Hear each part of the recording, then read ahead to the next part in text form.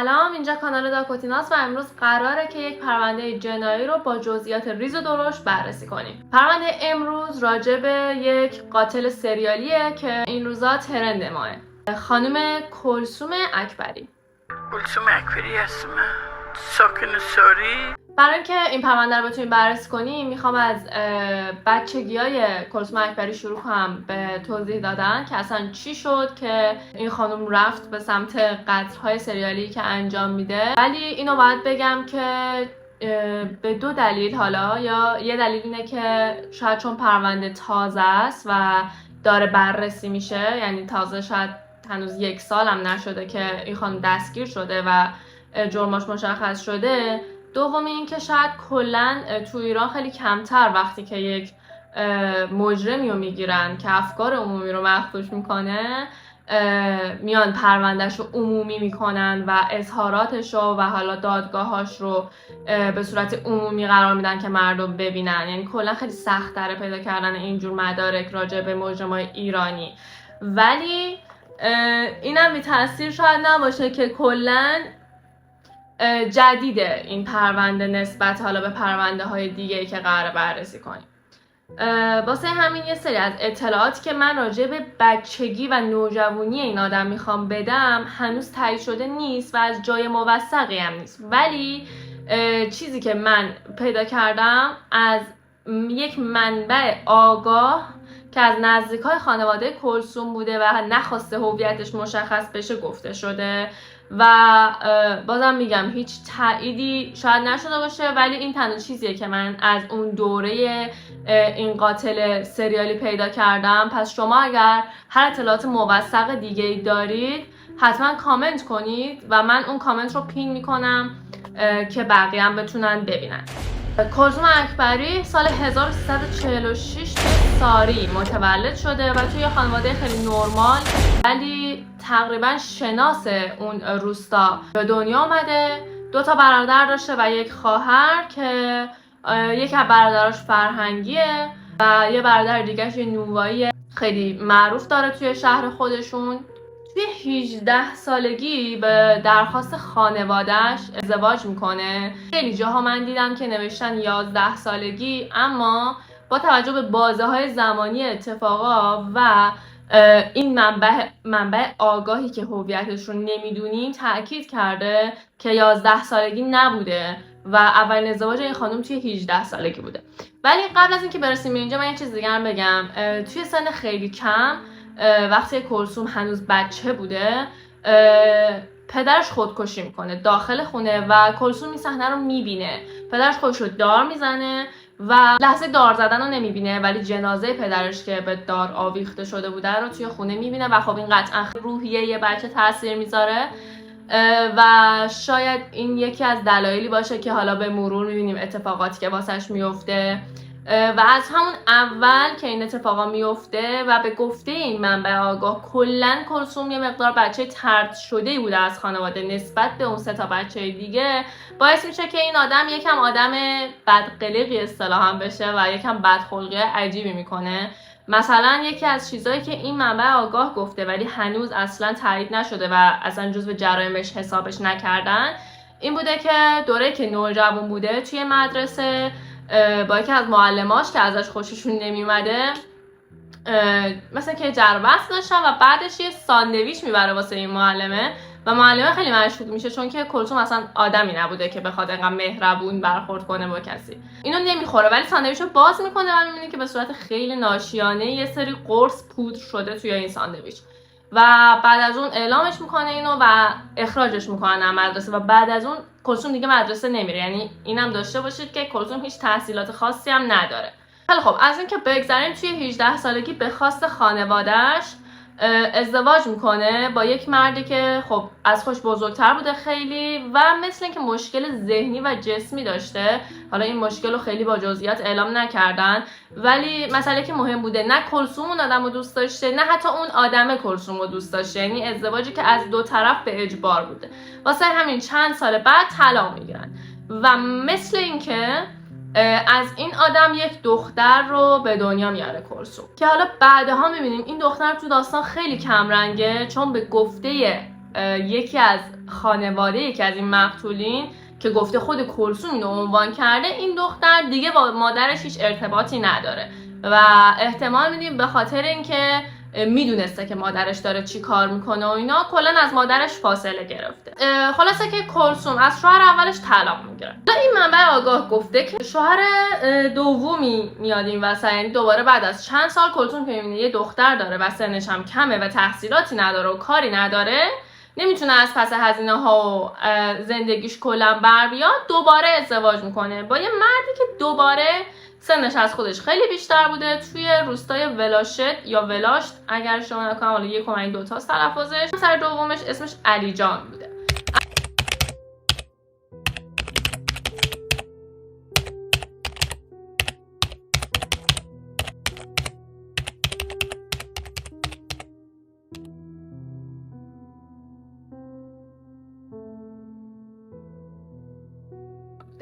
علی جان هم معتاد بوده، هم الکلی بوده، هم آدم خیلی عصبی و خشنی بوده، حالا به جدای اینکه سنش هم از کلثوم خیلی بزرگتر بوده و 2 تا پسر بزرگ داشته، یعنی از همسر قبلش 2 تا پسر داشته. با توجه به این قضایا اینو در نظر بگیرید که دیگه کلثوم شدیداً دچار این رد و خورد و این خشونت‌های خانگی میشه و شدیداً دست به زن داشته. نه تنها خود علی جان بلکه اون 2 تا پسری هم که داشته به خاطر اینکه بابا این کارو میکردن اونا هم به خودشون اجازه میدادن و کلثوم میزدن. و حالا شما حساب کنید توی اون سن کلثوم حالا حدود 20 تا 30 سالش بوده و خیلی دختر یعنی خانم بزرگی هم نبوده و هیچ دفاعی هم نمیتونست از خودش بکنه در قبال 3 تا پسر. و این منبع گفته که انقدر این خشونت ها زیاد بود که بعضی وقتا به خیابون یعنی از خونه میومد بیرون و کل محل اینو میدونستن که علی جان کلثوم رو کتک میزنه. اتفاقی که افتاده بود این بود که علی جان دوستاشو از روستای مجاور که میومدن روستای اینا مهمون دعوت میکرده خونه خودش و به عنوان مهمون نگهشون میداشته و یه سری حواشی که همچنان میگم هیچ وقت تایید نشده ولی این منبع داره میگه و میگه که مثلا همه اهالی این روستا این رو شنیده بودن دهن به دهن، این بوده که وقتی که این آدما رو دعوت میکرده خونه همشون به کلثوم به نوبه تجاوز میکردن یا دست درازی میکردن، ولی خود کلثوم هیچ وقت راجع به این قضایا هنوز صحبتی نکرده. کلثوم از علی جان 2 تا بچه به دنیا میاره، یه پسر و یه دختر دیگه. این وسط این منبع آگاه میگه که وقتی که ما شنیدیم که کلثوم همچین کاریو کرده و قاتله خیلی شوکه شدیم. چرا؟ چون کلثوم خیلی آدم مهربونی بوده و حالا از روی مهربونیش بوده یا از روی ترسش از اون کتک خوردن بوده خیلی مواظب علی جان بوده، یعنی اگر مریض میشد اگر به مشکل میخورده میبردتش دکتر میآوردتش و توی اون زمان چون اونام تو روستا بودن توی خونه خودشون حموم نداشتن، میگه بارها تو محل دیدیم که کلثوم علی جان رو کول میکرده و تا حموم عمومی میبردتش و واسه اینا خیلی دور از ذهن بوده که همچین کسی که انقدر مواظب این آدم بوده بتونه بلایی سرش آورده باشه. به هر حال علی جان فوت میکنه یا بتونید بهتر بگیم که کلثوم علی جان رو میکشه و الان بهتون میگم چه جوری، ولی قبل از اون بعد یه چیز دیگر هم حتما بگم، اینکه پسر کلثوم توی فکر میکنم 14-15 سالگی میمیره. 2 تا سناریو هست که یه سناریو اینه که پسر کلثوم روی قایق کار میکرده، حالا ماهیگیری یا هر چیزی چون شمال کشور بودن و میفته تو دریا غرق میشه. یه سناریوی دیگه هست که میگن که کلثوم خودش پسر خودش رو میکشه. حالا این سناریو از کجا اومده؟ یکی از خانواده‌های مقتولین وسط یه مصاحبه میگه که پسرش هم که مثل اینکه فوت کرده. یه پسرش هم که آره قرص داد کشتش که اونم 18-19 سالش بود پسره. این قرص داده بوده بهش خودش اعتراف کرده. همین دادی. بعد شوهرش هم پدر همین پسره هم همین خودش حالا الان اعتراف کرد فلان کردش این چیزا، الان خودش هم اعتراف کرد الکل ریخت تو دهنش و نمیدونم قرص نمیدونم چی بهش داد که بعد گرفت دوباره پدر اون پسره هم خفه کرد. کلثوم پسر خودش هم چیز خور کرده ولی هنوز مشخص نیست که اصلا این چیزی میدونسته که این حرفو زده یا صرفا از روی عصبانیت و اون خشمی که نسبت به کلثوم داره این حرفو زده، چون حتی اون کسی که داره مصاحبه میکنه خبرنگار ازش پرسه که کلثوم خودش اینو به تو اعتراف کرد و جواب این سوالا اصلا نمیده واسه همین این اصلا هنوز مشخص نیست. ولی خود کلثوم وقتی که ازش پرسیدن تو پسر خودتو کشتی، گفته نه، مگه من احمقم که پسر خودم بکشم؟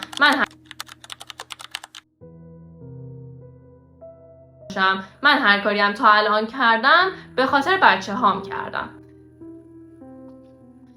حالا یه شب که علی جان تریاک کشیده، همونطور که فکر کنم همه بدونن مواد مخدر و مشروب و کلا الکل این دوتا سازگاری خوبی با هم دیگه نداره. یه شب که علی جان تریاک میکشیده، کلثوم بهش مشروب میده. حالا این دوتا مشکل داره، چون کلثوم توی یکی از صحبتاش که حالا جلوتر بهتون میگم کجا، میگه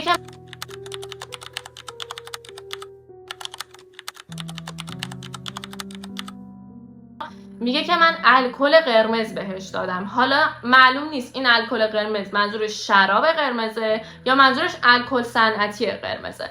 به هر حال این رو میده به علی جان، میخوره و علی جان حالش بد میشه. همینطور که بیحال میشه و حالش بد میشه، با بالش یا با حوله خفش میکنه و علی جان میمیره. اما چون علی جان سنش بالا بوده و هم معتاد بوده هم الکلی بوده، هیچکس به کلثوم شک نمیکنه، مخصوصا که کلثوم خیلی مهربون بوده. همه فکر میکنن علی جان به مرگ طبیعی مرده و اون قضیه میگذره و بعد از مرگ علی جان کلثوم یه عالمه زمین و مال و اموال بهش میرسه. ازدواج و بعدش هم قتل، پول و اموال قابل توجهی هم در این سالها عایده شد. 75 میلیون بیت من، 240 میلیون بیت من، 14 تا چکه بی. از اونجا کلثوم به ذهنش میرسه خب من که هیچ تحصیلی نکردم، من که هیچ حرفه بلد نیستم، الان 2 تا بچه دارم و همه اینها و این چه لقمه راحتی بود، نه کسی به من شک کرد نه اتفاقی افتاد و من یه عالم پول به دست آوردم و انگار اونجا یه استارتی میشه که کلثوم بفهمه که این بهترین کاریه که میتونه بکنه برای ادامه زندگیش. حالا جالبیش اینجاست وقتی که مامورا کلثوم رو دستگیر میکنن و میارن روستای همین ولاشت یا ولاشت که با علی جان ازدواج کرده بوده، میبرنش اونجا که حالا سری صحنه سازی ها رو انجام بدن و اینها. اون 2 تا پسرای علی جان میان و از کلثوم میپرسن که تو چرا بابای ما رو کشتی و کلثوم با خونسردی کامل میگه اون موقعی که شما و باباتون منو کتک میزدین یادتون میاد، پس باباتون هم حقش بوده. من به باباتون الکل قرمز اینجوری گفته من هم الکل قرمز در دهن پدرتون ریختم هم با بالشون رو خفه کردم. مر جنون دست آقا می دست نیه. پس اینجوری میشه که کلثوم تبدیل میشه به یک قاتل سریالی و از موقعی که گرفتنش حدوداً فکر کنم سال شهریور 1402 کلثوم رو دستگیر کردن. کلثوم همون هفته اول و همون موقعی که دستگیر میشه به 8 تا از قتل‌هایی که انجام داده اعتراف میکنه و پلیس بهش میگه که خانم جان شما نزدیک 13 تا از شوهرات فوت کردن، چجوریه که اون 8 تا رو فقط گردن میگیری؟ اون خودش یعنی کلثوم خودش اون زمان میگه که 8 تاشون رو من کشتم، بقیهشون چون پیر بودن خودشون مردن و کلا کلثوم معتقده به این که شما نباید منو قاتل بدونید، چون من آدمهایی رو میکشتم که یعنی در حقیقت از زندگی راحتشون میکردم، چون سنشون خیلی زیاد بود خودشون داشتن میمردن، من فقط کمکشون کردن که بمیرن و اینجوریه که اونقدرم من قاتل نیستم، اونقدر به من نگید قاتل. پس اول قضیه 8 تا قتل رو گردن میگیره و بقیه رو گردن نمیگیره تا همین فکر می‌کنم 1-2 ماه پیش که دوباره بازجویی میشه به 11 تا قتلش اعتراف میکنه و اون 2 تا دیگه رو هنوز هم چیزی راجبشون نگفته و ما فکر می‌کنیم شاید واقعا اون 2 تا دیگه به مرگ طبیعی مردن. حالا پلیس از کجا میدونسته دقیقاً 13 تا؟ چون مثل اینکه کلثوم 17 تا ازدواج، حالا یا ازدواج موقت یا ازدواج دائم داشته که از این 17 تا نزدیک 13 تاشون مردن. حالا این وسط اون 3-4 نفر دیگه چی شده یکیشون رو میدونم و واسهتون الان تعریف میکنم که قصر در رفته و این راجع به بقیه‌شون هیچ اطلاعاتی تو پرونده نیست. اینم در نظر داشته باشید که از این 13 نفری که مردن و 11 نفری که کلثوم اعتراف کرده به قتلشون، خیلی‌ها هستن از خانواده ها که دلشون نمیخواد که اصلا اسم پدرشون یا حالا اسم اون مقتول رو پخش بکنن، حالا به هر دلیلی نمیخوان هویتشون فاش بشه. واسه همین اطلاعات خیلی زیادی راجع به همه مقتولین ما نداریم. 12 تیر سال 1392 میر احمد عمرانی یا حالا خودشون صداش میکردن میر کمال ولی اسم شناسنامه‌اش میر احمد بوده. 1 ماه قبل از 12 تیر حدود 12-13 خرداد ازدواج میکنن. حالا چطور میشه؟ کلثوم میبینه که خب این چجوری میتونه شوهر پولدار پیدا کنه و بعد این بلا رو سرشون بیاره. بهترین راهی که پیدا میکنه این جمع‌های خانومانه بوده. یعنی مثلا اون سفره هایی که پهن میکردن، اون جمع‌هایی که فقط خانوما توشن، میره اونجا میشینه و شروع میکنه آه و ناله کردن که آره من خیلی سخت زندگی واسم و اینا، دنبال یه شوهر میگردم، حالا سنش هم واسم مهم نیست، فقط من یه کاری کنم اون تنهایی در بیاد، اونم بتونه یه ذره مثلا تو زندگیم به من کمک کنه.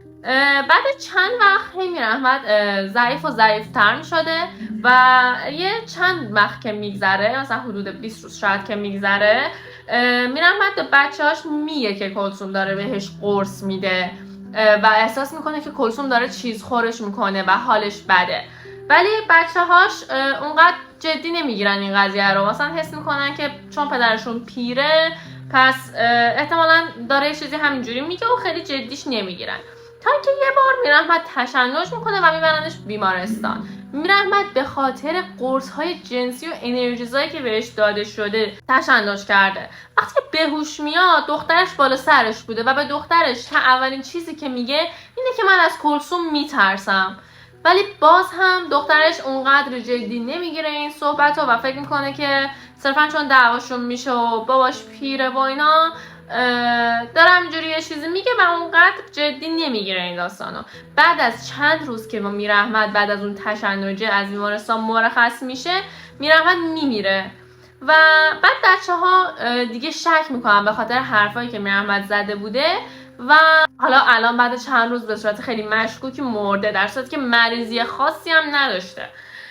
اینجوری میشه که درخواست کالبدشکافی میکنن و در همین حین نمیدونم چطور و میرن شکایت هم میکنن به پلیس. در همین حین که اینا درخواست کالبدشکافی کردن ولی هنوز جواب نیومده، میر احمد رو خاک میکنن.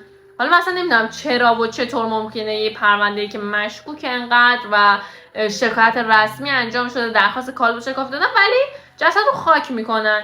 وقتی که جواب کالبدشکافی میاد، پزشک قانونی اعلام میکنه که یه ماده سفید رنگی پیدا کرده داخل معده میر احمد که این باعث قتلش بوده و این ماده مشکوکه، اما میر احمد رو خاک کرده بودن و هیچ مدرک درست درمانی نداشتن که بتونن کلثوم رو باهاش بندازن زندان. پس اینجوری میشه که کلثوم قصر در میره و خیلی پرو برمیگرده و میگه من مهریم رو میخوام و از اونجایی که خانواده فهم کردن که هنوز هم فکر میکردن که کلثوم پدرشون رو کشته، میگن ما مهریه رو نمیدیم، ولی کلثوم هم بیخیال نمیشه.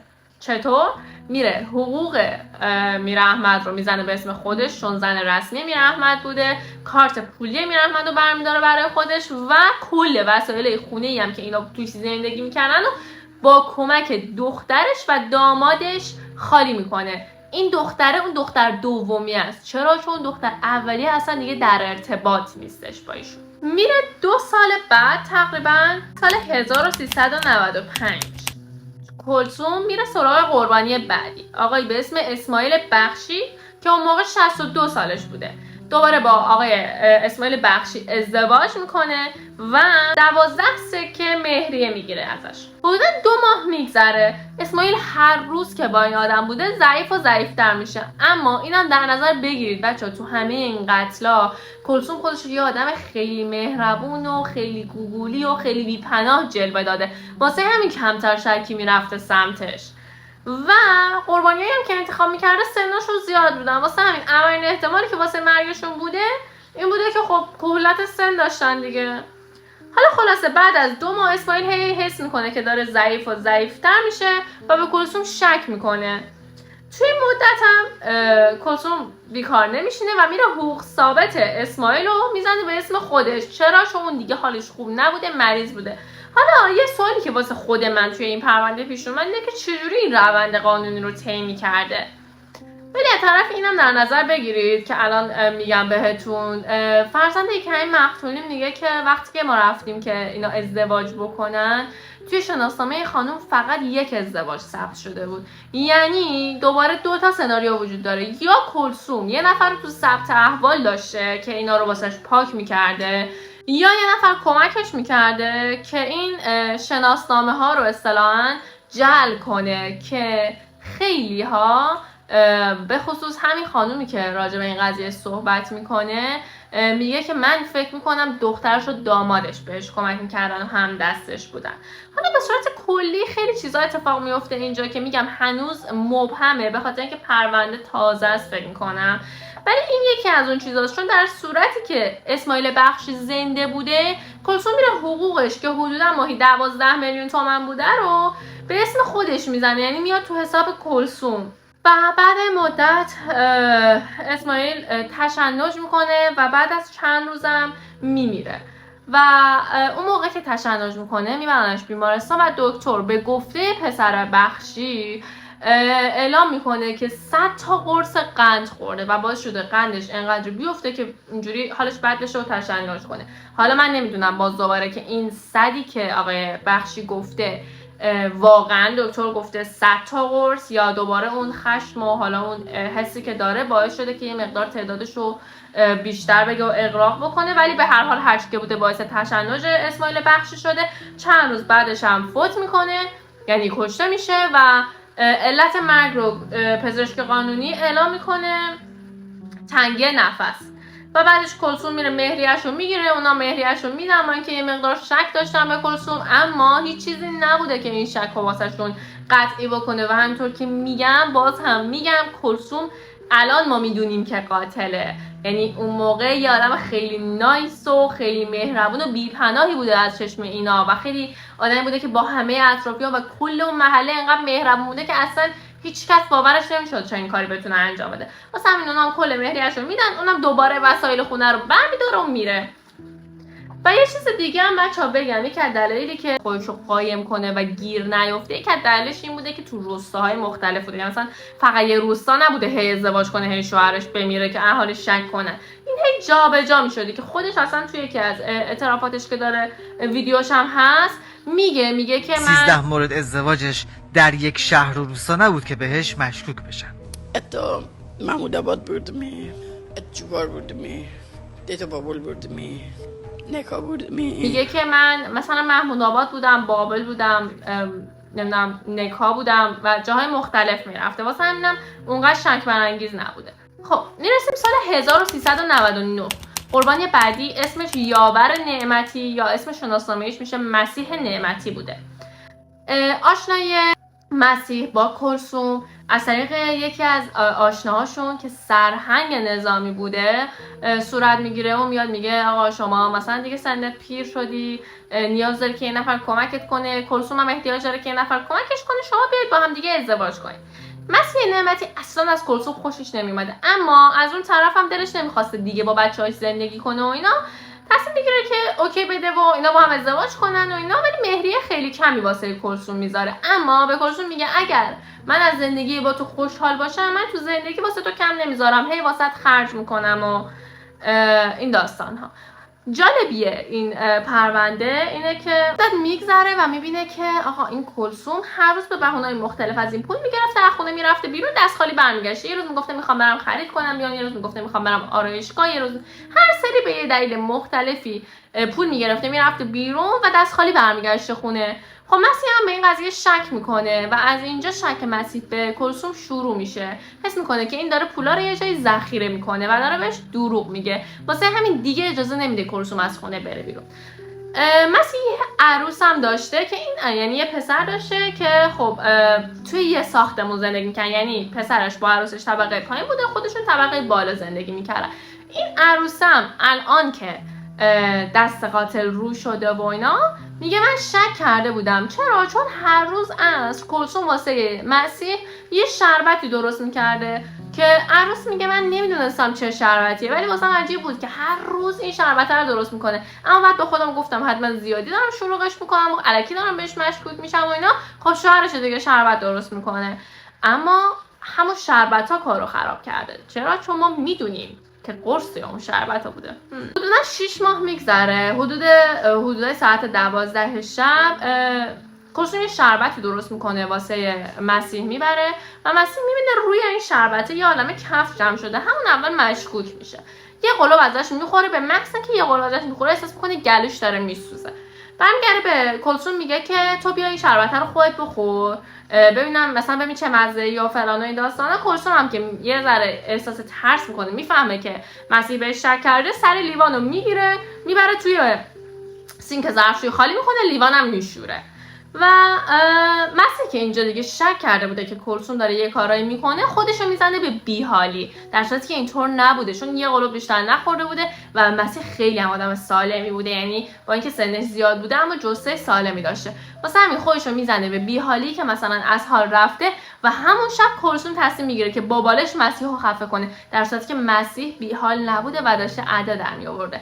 در همین لحظه مسیح سعی میکنه که کلثوم رو هول بده و این کارم میکنه و کلثوم موفق نمیشه که مسیح رو بکشه و کلثوم که میترسه شروع میکنه وسایلش رو جمع میکنه که از خونه بره.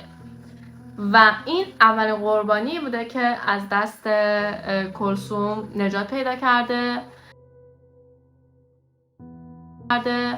ولی باز دوباره نکته جالبی که واسم پیش میاد، هیچ جای صحبت من نخوندم که همون موقع برن ازش شکایت کنن، یعنی الان که دستش رو شده میان شهادت میدن.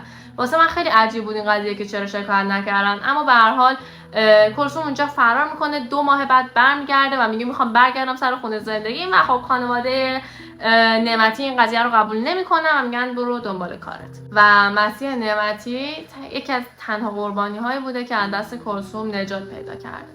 خیلی خوب، میرسیم به اوایل آبان 1401. قربانی بعدی اسمش پنجلی حمزه. خیلی جاها خوندم که حمزه‌ای هستش فامیلش، ولی وقتی که مصاحبه با اولیای دمش رو گوش دادم خودشون گفتن پنجلی حمزه. پس ما همینجوری پیش میریم. ایشون 83 سالش بوده و وضع مالی خیلی خوبی داشته، انقدری که چون سنش هم زیاد بوده همیشه یه پرستار تو خونه‌شون بوده. خب ایشون از طریق یه راننده تاکسی پسرشون، یعنی راننده تاکسی میاد به پسرشون میگه که بابات ازدواج کرده نکرده چجوریه؟ اون میگه نه، میگه من یکی رو میشناسم با این شرایط اینجوریه و بهش میگه که 2 بار ازدواج کرده، شوهر اولش مرده و شوهر دومش که نمیدونم پسر دایش بوده یه همچین چیزایی طلاقش داده و اینا. بعد اون پسرم قبول میکنه، میگه خب اوکی دیگه، اینم میاد بابای منو از تنهایی در میاره، کمکش میکنه، پرستارش رو میکنه، ما این طرف هزینه‌های زندگیشو تامین میکنیم و قبول میکنه. 10 میلیون تومان هم اون طرفی که کلثومو معرفی میکنه ازش شیرینی میگیره. و از اون طرف هم کلثوم میره میگه آقا من چون دارم حقوق شوهر قبلیمو میگیرم نمیتونم ازدواج دائم کنم، بیاید صیغه کنیم. خلاصه که اینا رو صیغه میکنن با 20 سکه مهریه. خلاصه ولی این ازدواج کلا 42 روز طول میکشه و پسر آقای پنجلی حمزه گفته توی این 42 روز خیلی واسه کلثوم ما طلا خریدیم، علنگو خریدیم، لباس خریدیم و خیلی واسش هزینه کردیم. بعد از 42 روز پنجلی میمیره و پزشک قانونی دلیل مرگش رو ایست قلبی اعلام میکنه و هیچ کس به این خانم شک نمیکنه، در حدی که پسرش میگه که انقدر این آدم مهربون بود و انقدر این آدم کارشو خوب بلد بود، ما ذره شک نکرده بودیم. واسمون عجیب بود که چرا بابامون یهو ایست قلبی کرده، اما وقتی دکتر اینو گفت ما هم قبولش کردیم و ازش گذشتیم. و بعدش هم خانم اومده گفته من مهریه میخوام من این شهر برم، اونام 2 دستی مهریه رو تقدیمش میکنم با اون همه طلا و لباسی که واسش خریده بودن. کلثوم هم اینا رو برمی‌داره فرار میکنه. و یه چیزی که خیلی منو این وسط قلقلکم داد و ناراحتم کرد، وقتی که دارن مصاحبه میکنم با پسر پنجلی حمزه، میگه الان که میدونم تازه داغم داره تازه تر میشه و همش میگم کاش که بیشتر حواسمون رو جمع کردیم، کاش که سرلنگاری نمی کردیم که این اتفاقا نمی افتاد و خیلی دردناک بود واسه من. چون که واقعا کی فکرشو میکنه که یه زن توی اون سن و سال فکر میکنم دیگه اون تایم 50 سال اینا 53-4 سالش بعد بوده باشه، کی فکرشو واقعا میکرده؟ میرسیم به آخرین قربانی این قاتل زنجیره‌ای که قبل از محرم 1402 تقریبا به اسم غلامرضا. ایشون هم دوباره میگه که من چون دارم حقوق نفر قبلی رو میگیرم، یعنی شوهر قبلی رو میگیرم و اینا، نمیتونم ازدواجی دائم کنم و صیغه میکنه با 500 میلیون مهریه. غلامرضا یه آدم 82 ساله کاملا سالم و سرحال بوده، در حدی که اطرافیانش میگن ما اگر یعنی نمیشناختیم غلامرضا رو فکر می‌کردیم 40-45 سالشه، انقدر سرپا و سالم بوده. 2 ماه بعد از ازدواج غلامرضا میمیره و چند وقت قبل از مرگش به بچه‌هاش یه روز زنگ میزنه، میگه من حس میکنم که کلثوم داره به هم قرص میده و بچه‌هاش طبق معمول باور نمیکنن و فکر میکنن باباش چون سنشون زیاده یه ذره توهمی شده یا فکر میکنه که اینجوریه یا مثلا دعواشون شده داره این کارا رو میکنه و اینا. و چند روز بعد غلامرضا میمیره و پزشک قانونی این سری دلیل مرگ رو مسمومیت دارویی و دلیل اصلی مرگ رو خفگی اعلام میکنه و اینطوری میشه که خانواده غلامرضا میرن شکایت میکنن و کلثوم دستگیر میشه.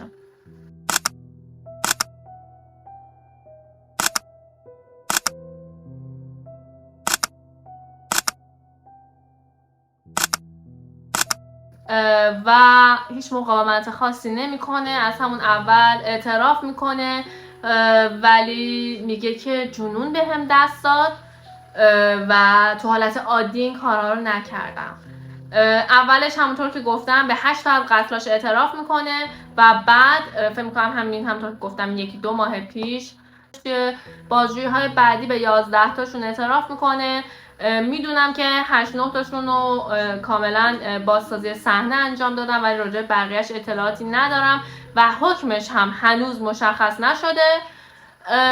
و جالبتر این که کلثوم سعی میکرده اعلام کنه که من همه این کارا رو به خاطر جنون انجام دادم و اون لحظه که این کارو میکردم جنون بهم دست میداده ولی چنین چیزی تقریبا غیر ممکنه، چون همونطور که گفتم همه میگفتن کلثوم خیلی آدم نایسیه و جنون نیست دیگه، یعنی چون به مرور زمان این کارو میکرده، کاملا با برنامه این کارو میکرده و همه رو یه شکل کشته و میدونی همه رو قرص میداده بهشون، پرونده پزشکی واسهشون تشکیل میداده که کسی شک نکنه و بعد یه روز که دیگه انقدر این قرصا رو داده طرف بیحال شده با بالش یا با حوله خفه میکرده. حالا اکثرا میگن با بالش، ولی جالب خودش توی اعتراف اصلی، ویدیو اعتراف اصلیش میگه من با حوله این کارو میکردم. خلاصه که حکم این خانم هنوز مشخص نیست، اما فکر میکنم که اعدام بشه به خاطر اینکه طبق قوانین جمهوری اسلامی